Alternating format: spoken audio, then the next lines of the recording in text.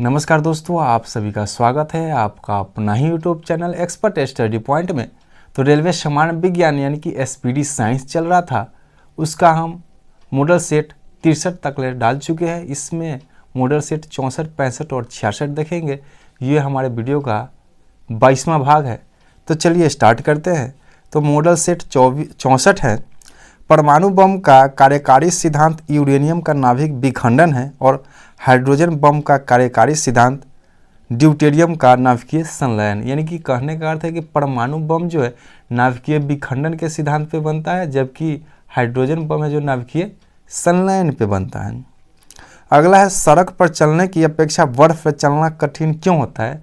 तो यहाँ पे जो है बर्फ में जो है ना सड़क की अपेक्षा उसका जो घर्षण होता है वो बहुत ही कम होता है, इसके वजह वहाँ पे परेशानी होता है बर्फ पे चलना। अगला उच्च तापमान को नापने के लिए किस यंत्र का उपयोग करते हैं। तो उच्च तापमान या दूर की वस्तु को मापने के लिए पायरोमीटर का प्रयोग करते हैं। अगला है प्रेशर कुकर के अंदर का उच्च तापमान निर्भर करता है तो उसके छेद के क्षेत्रफल और उसकी पर रखे गए वस्तु के वजन पर निर्भर करता है। अगला है विद्युत उपकरण में अर्थ का उपयोग किया जाता है तो सुरक्षा के लिए, जो अर्थिंग कहते देते हैं वो सुरक्षा के लिए। अगला है वायुमंडल में प्रकाश के विसरण के कारण तो धूलकण, वायुमंडल में प्रकाश जो विसरण होते हैं वो धूलकण के कारण होते हैं। अगला है जब लाल, नीले और हरा प्रकाश कुंज को एक साथ मिलाएंगे तो क्या बनेगा। तो सफ़ेद बनेगा। आपको जो ये कह सकते हैं लाल, हरा और नीला। लाल, हरा, नीला को अगर आप मिलाइएगा, इस सभी तीनों कलर को मिलाइएगा तो यहाँ पे आपको सफ़ेद कलर प्राप्त होता है और लाल, हरा, नीला को प्राथमिक रंग कहते हैं। अगला पवन के बल एवं वेग के मापने के लिए किसका प्रयोग करते थे। एनीमोमीटर का प्रयोग हम करते हैं दोनों को मापने के लिए।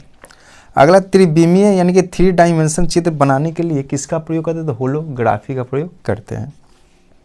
अगला रेफ्रिजरेटर में थर्मोस्टेट का कार्य क्या है। तो रेफ्रिजरेटर में थर्मोस्टेट का कार्य है एक समान तापमान को बनाए रखना। अगला दूरदर्शन के संकेत एक निश्चित दूरी के बाद नहीं मिल सकता है क्यों। तो पृथ्वी की सतह वक्राकार होता है। अगला है तेल जल के तल पर फैल जाता है क्यों। तो तेल का पृष्ठ तनाव जो होता है पानी से कम होता है, इसलिए वो फैल जाता है।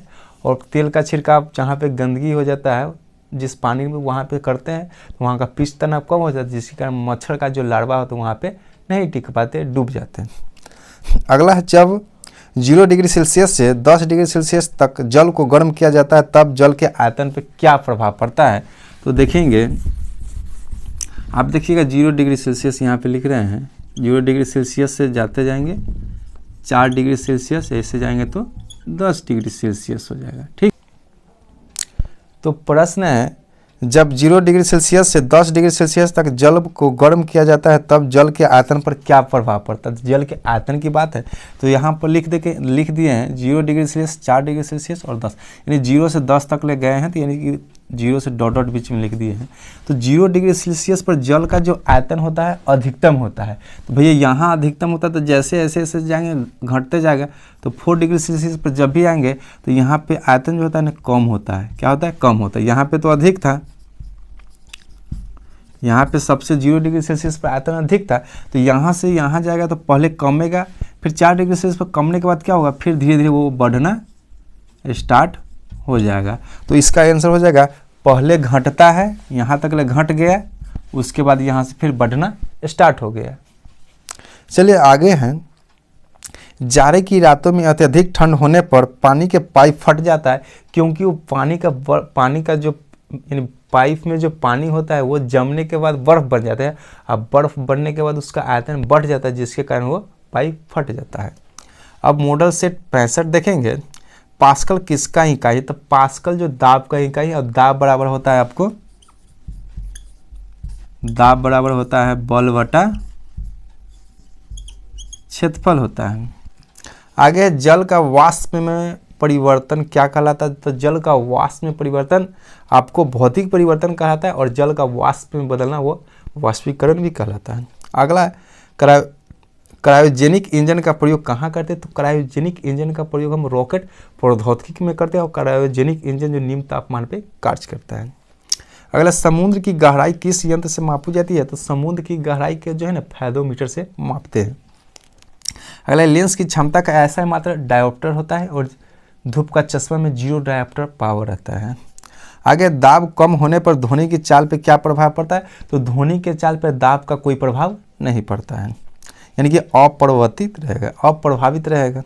अगला, किस समांतर यंत्र की सहायता से प्रसरव तरंग उत्पन्न किया जाता है? तो सोनार का प्रयोग से प्रसरव तरंग उत्पन्न किया जाता है, और सोनार का जो फुल फॉर्म होता है साउंड नेविगेशन एंड रेंजिंग। अगला, किरचॉफ का नियम क्या कहता है? तो अच्छे उत्सर्जक अच्छे अवशोषक होते हैं, यानी जितना जल्दी वो गर्म होगा उतना ही जल्दी वो ठंडा भी होता है।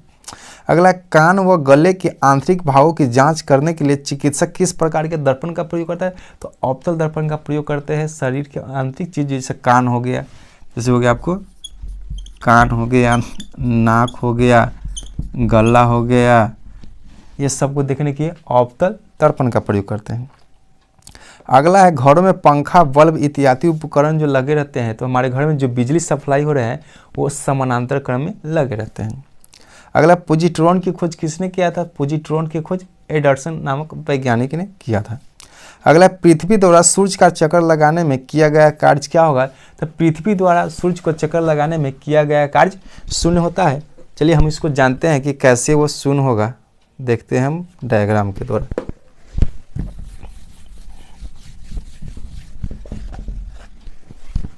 तो मान लीजिए यहाँ का सूर्य है, ठीक है, इसको हम क्या मान के चलते हैं? सूर्य है। मान लीजिए सूर्य के चारों ओर जितना भी ग्रह वो चक्कर लगाते, तब मान लीजिए यहाँ पे पृथ्वी है, ठीक है, यहाँ पे क्या है? ये पृथ्वी। अगर पृथ्वी यहाँ से चलना स्टार्ट किया और यहाँ से इसका चारों परिक्रमा करते करते यहाँ पे क्या होगा? यहाँ पे फिर ये अपना ही जगह पे चले, यानी एक चक्कर पूरा हो गया। तो हम जानते हैं कि कार्य बराबर क्या होता है। यहाँ पे पूछ क्या रहा है, किया गया कार्य क्या होता है? तो कार्य बराबर क्या होता है? कार्य बराबर होता है बल गुने विस्थापन होता है। क्या होता है? विस्थापन होता है। तो मान लीजिए यहाँ पे तो बल का चर्चा किया गया नहीं, तो नहीं किया गया तो कोई बात नहीं है। तो यहाँ पे इसका विस्थापन जो है, इसे विस्थापन को आपको पता होना चाहिए कि अगर कोई भी वस्तु जहाँ से जाता है और वहाँ पे वो फिर वापस चलाता है तो विस्थापन 0 हो जाता है। तो मान लीजिए बल कुछ 5 न्यूटन दिया होगा, चलिए कोई बात नहीं, 5 न्यूटन है। अब 5 न्यूटन विस्थापन 0 से जब भी गुना करेंगे तो क्या हो जाएगा? 0 हो जाएगा। तो कह सकते हैं कि एक चक्कर पूरा कर रहा है तो यहाँ पे किया गया कार्य पृथ्वी द्वारा 0 हो जाएगा। चलिए अगला है, सर्वप्रथम प्रसरव तरंग डाल्टन द्वारा किस यंत्र से उत्पन्न किया था? तो सीटी बजाकर वो प्रसरव तरंग उत्पन्न किया था डाल्टन। अगला, साबुन के बुलबुले किस कारण से रंगीन दिखाई देते? तो साबुन के जो बुलबुले होते हैं वो व्यतिकरण के कारण वो रंगीन दिखाई देते हैं। अगला, सूर्य के सबसे समीप स्थित तारा कौन सा है? तो प्रोक्सिमा चुरी सबसे नजदीक का तारा है सूर्य का। अगला, उपग्रह में ऊर्जा कैसे उत्पन्न होती है?